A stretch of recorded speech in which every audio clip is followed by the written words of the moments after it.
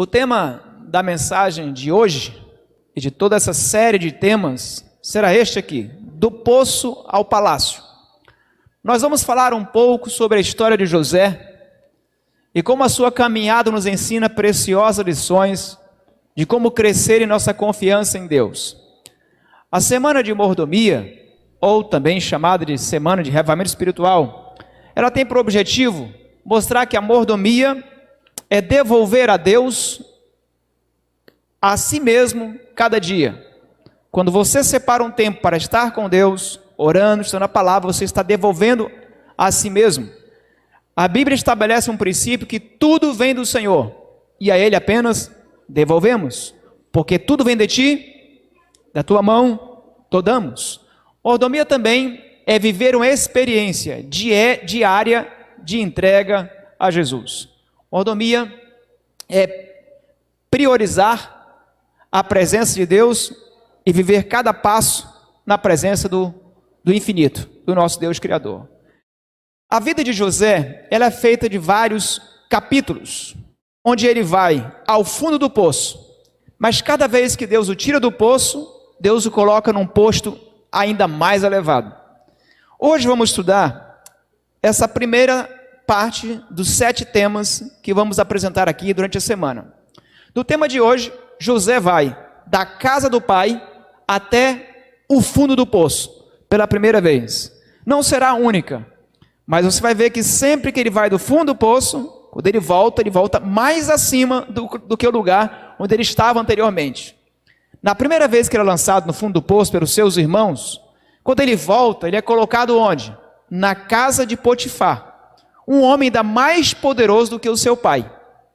Na segunda vez que ele é lançado no poço, pelo próprio Potifar, ele é tirado do poço, da prisão, do calabouço, e é colocado num posto ainda mais elevado. Ele é colocado onde? No trono, como governador do Egito, ao lado do faraó. Mas a morte o tira do trono. E ele é colocado de novo no túmulo, no poço. Mas agora para ser tirado novamente, colocado num posto infinitamente mais elevado, no trono, para reinar com Cristo Jesus, que sempre foi o rei da vida de José. Aquele que vive uma experiência com Deus de entrega diária, ele passa pelos poços da vida, mas a sua história não termina no fundo do poço. Então vamos hoje ao primeiro capítulo, Gênesis capítulo 37, a partir do versículo 2, vamos começar essa leitura. Gênesis 37, versos 2, diz assim: esta é a história de Jacó. Tendo José 17 anos, apacentava os rebanhos com seus irmãos.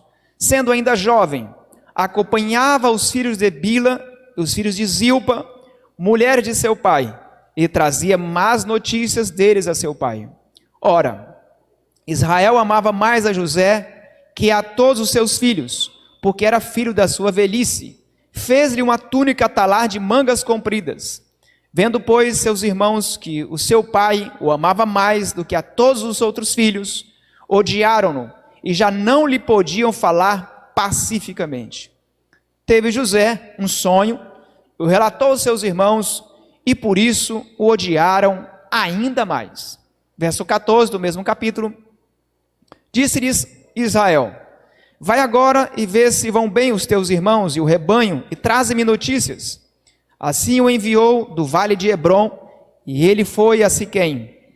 E um homem encontrou a José, que andava errante pelo campo, e lhe perguntou: que procuras?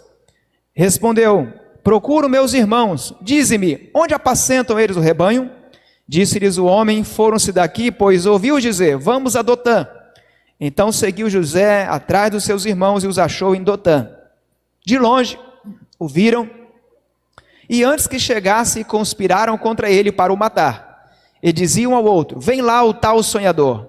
Vinde, pois, agora, matemo-lo e lancemo-lo numa dessas cisternas. E diremos: um animal selvagem o comeu, e vejamos em que lhe darão os seus sonhos. Mas Rúben, tendo ouvido isto, livrou das suas mãos e disse: não lhe tiremos a vida. Também lhes disse Rúben: não derrameis o seu sangue, lançai-o nessa cisterna, que está no deserto, e não ponhais a mão sobre ele. Isso ele disse para o livrar deles, a fim de restituir ao pai. Mas logo que chegou José a seus irmãos, despiram-no da túnica, a túnica talar de mangas compridas, que trazia, e tomando, o lançaram na cisterna vazia, sem água. Esse é o ponto que vamos interromper a narrativa para amanhã continuarmos. E daqui queremos tirar já algumas lições para a nossa vida espiritual. O primeiro verso que eu quero destacar com vocês é o verso 2. Na história de José, interessante que a passagem começa falando da história de Jacó. E aí começa a falar que José tinha 17 anos. É porque a nossa história nunca consegue ser sozinha. Nossos filhos, na verdade, são apenas a continuidade da nossa história. Nossas histórias são sempre entreligadas, entrelaçadas. E aqui nós encontramos que quando José, ele ia ver os seus irmãos, sempre que ele voltava, ele trazia as notícias. Mas as notícias sempre eram más notícias. É claro que é provável que os seus irmãos eram irmãos difíceis, mas é muito complicado você viver com uma pessoa que só consegue dar más notícias. É muito complicado você conviver com alguém que só consegue encontrar falhas em você, críticas em você. E isso foi criando cada vez mais um ambiente muito difícil para José conviver. O verso 3 diz que Jacó amava mais a José do que os seus demais filhos.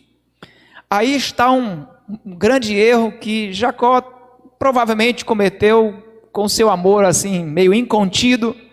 Ele não se deu conta, ele jamais imaginou que causaria tanto sofrimento para o seu filho e para si mesmo. Nenhum pai deveria amar o filho igual ao outro, mas todo pai deveria tratá-lo de maneira diferenciada. Agora, não tratar de maneira dando priorização. Quando eu digo que nenhum pai deveria amar o filho igual ao outro, é para isso, para evitar comparações, porque nenhum filho é igual ao outro. Então, se nós quisermos amar os nossos filhos como eles devem ser amados exatamente como eles são, diferentemente. Mas não tratar nenhum deles de maneira com priorização ou com preferência.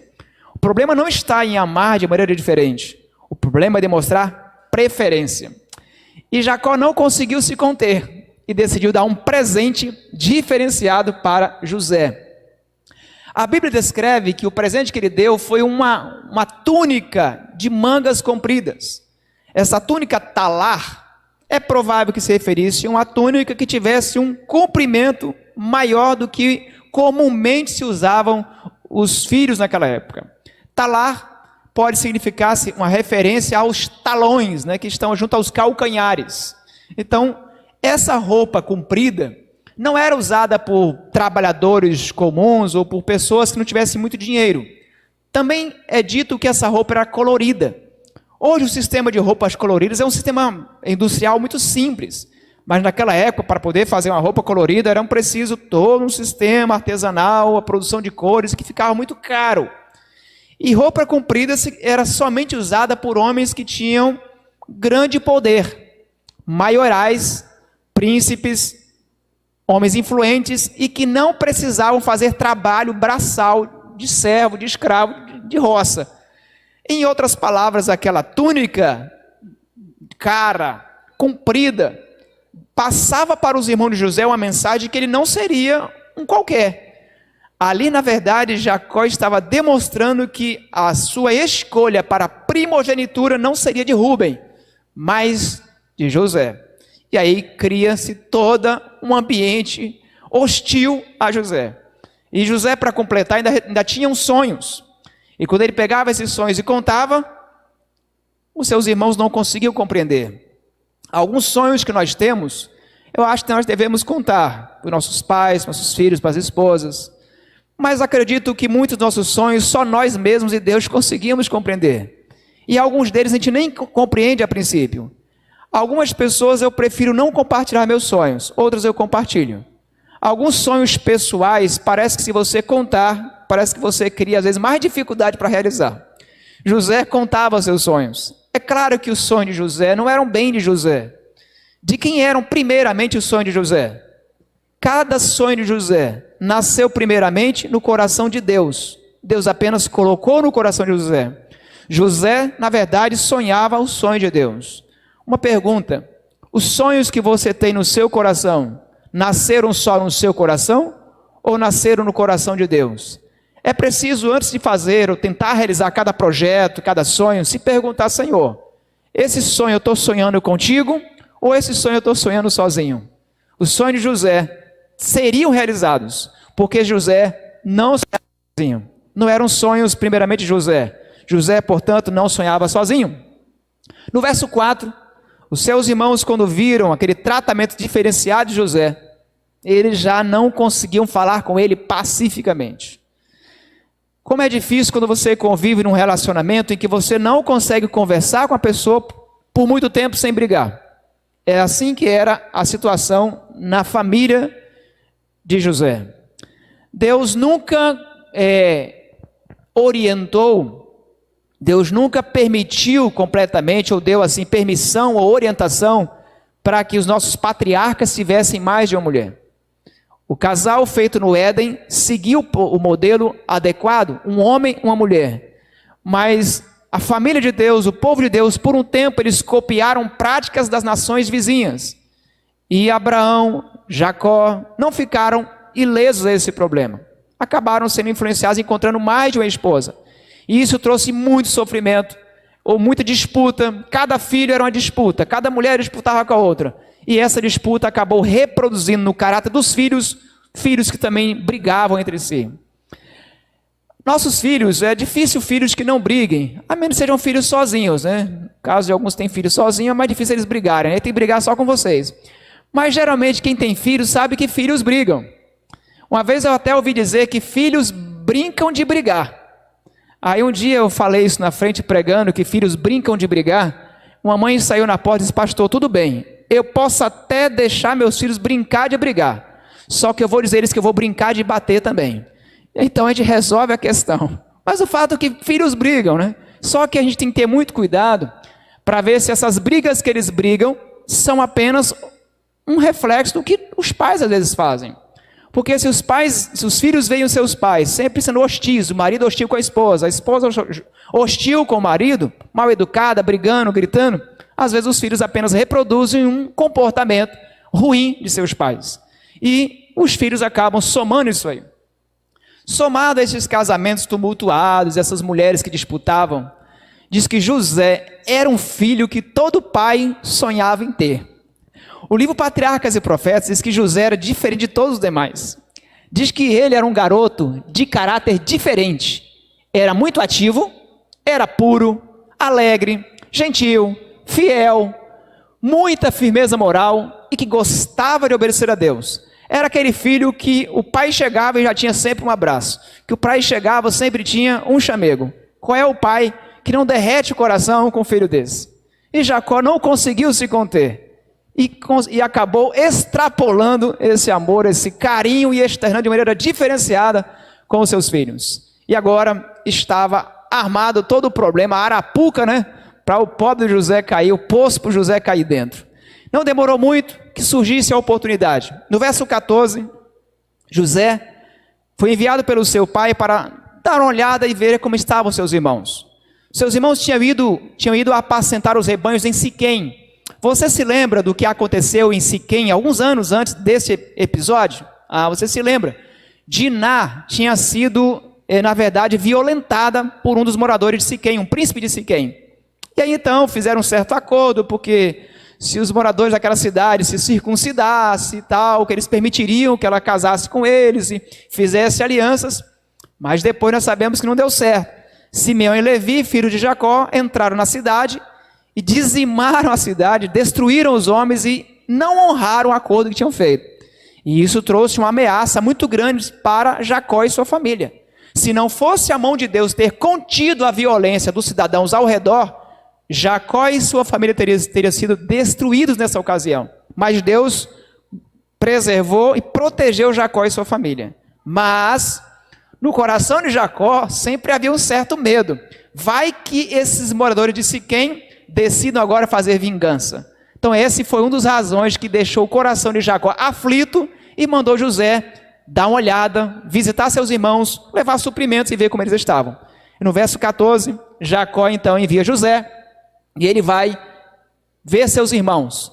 Quando Jacó despediu José, eu fico pensando que foi um abraço despretensioso, como todo pai dá um abraço no filho quando vai deixá-lo na escola, um beijo toda mãe dá no filho quando está entregando na casa da avó, um passeio, sei lá, ou quando vai para a faculdade.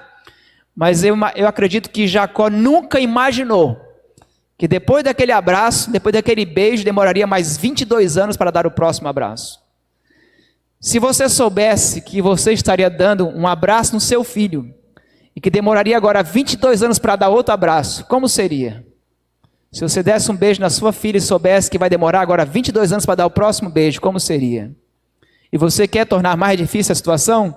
E se você soubesse que seria o último beijo nessa vida? E se você soubesse que seria o último abraço nessa vida? Portanto, o que a gente deve aprender a cada dia, a fazer de cada momento um momento único. Abraça seus filhos hoje. Abraça as pessoas que você tem ao seu redor hoje. Demonstre carinho hoje, porque você nunca saberá quando será o próximo abraço. Você nunca saberá quando será o próximo beijo. Você nunca saberá quando será o próximo encontro. Jacó despediu seu filho ali com um lanche para os demais garotos.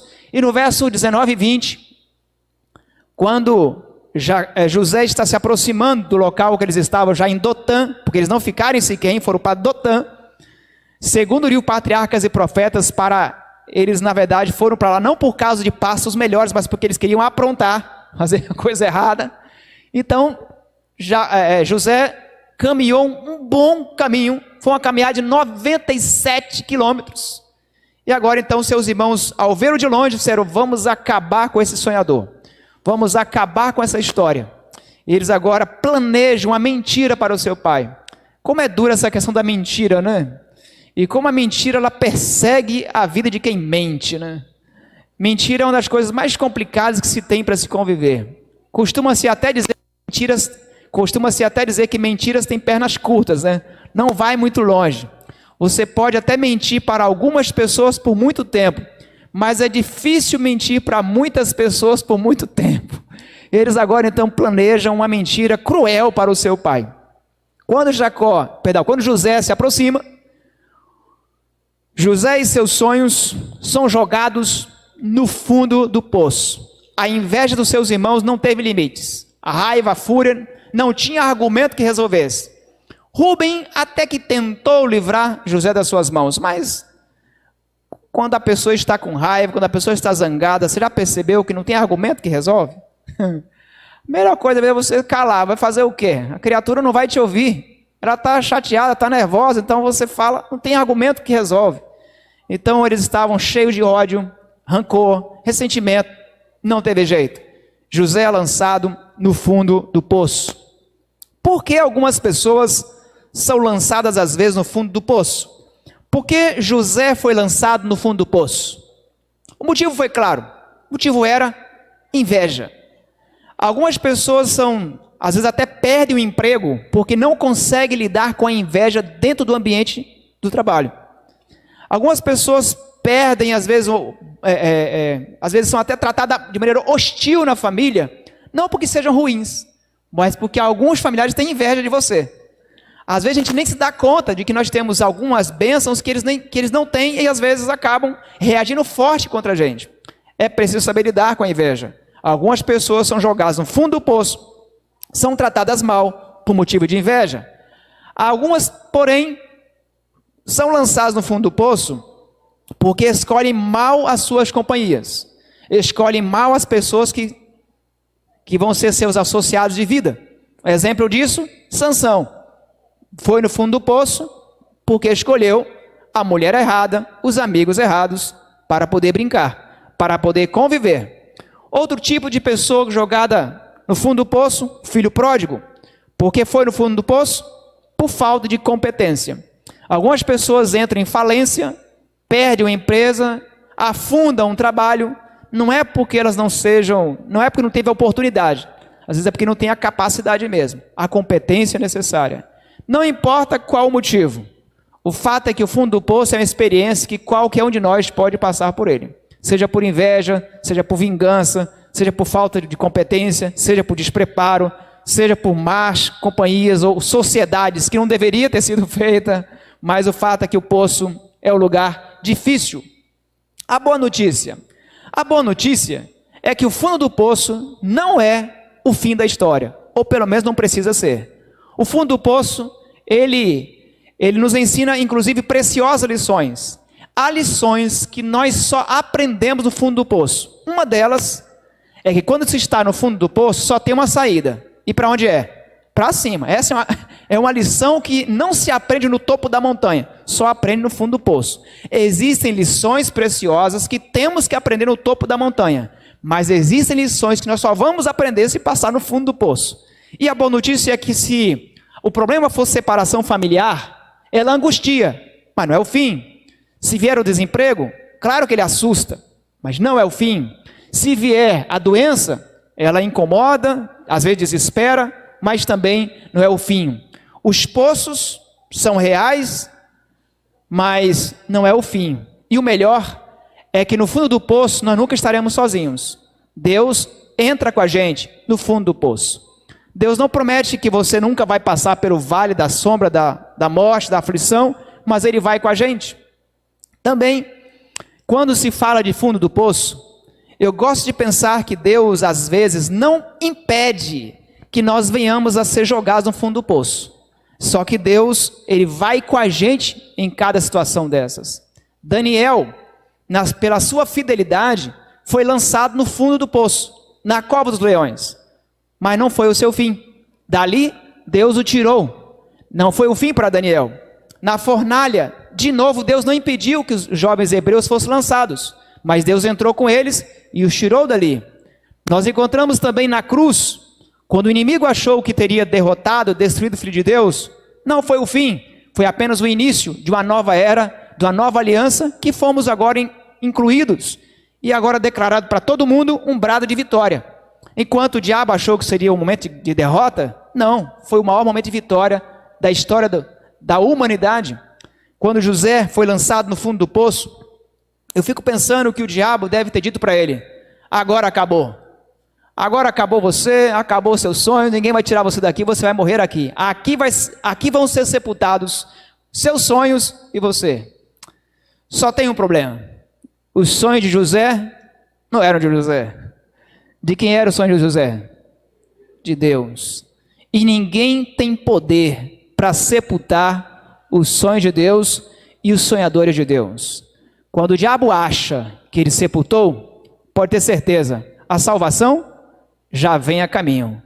Enquanto os irmãos tramavam a morte de José, enquanto os irmãos planejavam como é que iam mentir para o pai, Deus já havia colocado uma caravana de ismaelitas para passarem naquele local, naquele dia, para levar José para o seu próximo capítulo. Sempre que o diabo disser para você: acabou, pode ter certeza, para Deus apenas começou. Quando o inimigo disser: seu sonho já era, tenha paciência, pode ser apenas só mais um capítulo. Ninguém pode sepultar o sonho do seu coração se você sonhar o sonho de Deus. Eu gostaria que você fizesse um momento com Deus de reflexão e se questionasse: quais são os seus planos para esse ano? Quais são os seus sonhos para esse ano? Quais são suas metas profissionais, metas pessoais, metas familiares? Quais são os seus sonhos? Qual é o seu sonho? Já desistiu dele? Por quê? Acha que não vai conseguir, mas por quê? Eu gostaria que você dissesse: Senhor, eu quero insistir nesse sonho, se esse sonho for o seu sonho. Eu quero lutar por esse alvo, por essa meta, se essa for a sua meta. Porque se você e eu sonharmos e lutarmos pelo sonho de Deus, ninguém, nada vai deter e vai impedir desse sonho ser realizado na sua vida e na minha vida. É muito bom saber que temos um Deus que nos ouve muito além de nossas palavras. É um Deus que ouve a nossa voz além daquilo que falamos. Deus ouve a voz do coração. Ele consegue até ouvir a voz dos pensamentos. Então nós podemos ter a certeza que Deus, Ele não vai deixar aí você no fundo do poço. Ele pode até não impedir que sejamos jogados lá, mas Ele nunca vai nos deixar sozinhos.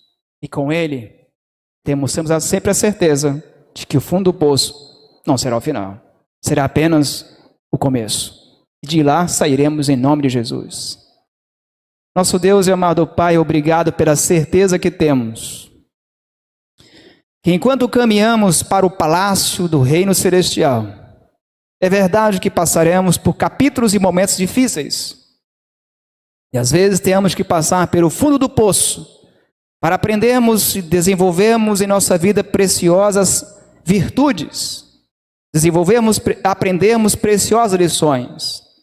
Dá-nos forças para continuarmos o aprendizado.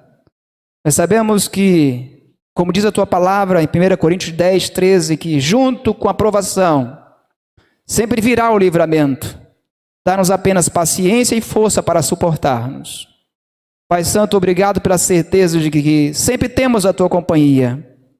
Não sei se nesse momento, seja em casa, seja os que estão aqui, os que nos acompanham pela internet, eu não sei qual é o quadro, qual é a situação, qual é o poço que seus filhos se encontram nesse momento.